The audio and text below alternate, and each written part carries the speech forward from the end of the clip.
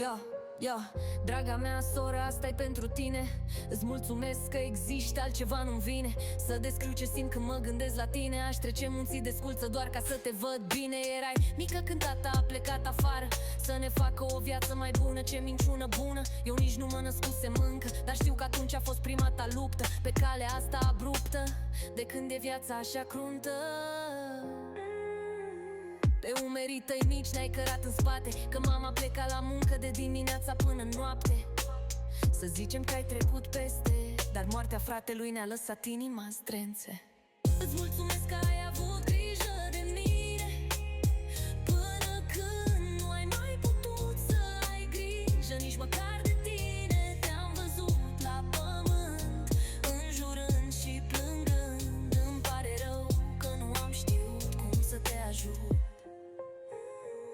Au fost atât de multe lucruri grele, dar au rămas în spate, cu bune, cu rele. Mi-ai fost mereu aproape, știu că ne-am mai certat, dar am regretat. Ți-am spus vorbe ce dor n-o să le uit până mor. Știu că tu m-ai iertat, dar eu le aud încă în cap. Iartă-mă, soră, să știi că te iubesc. Tu ești unul din motivele pentru care încă zâmbesc.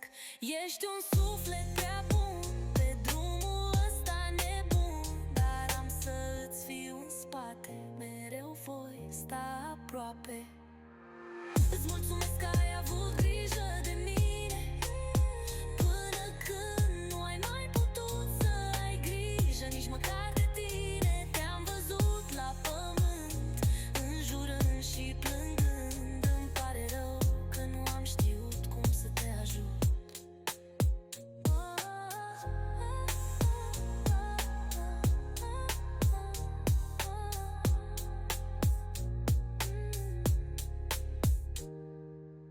Îți mulțumesc că ai avut grijă de mine până când nu ai mai putut să ai grijă nici măcar de tine. Te-am văzut la pământ, înjurând și plângând. Îmi pare rău că nu am știut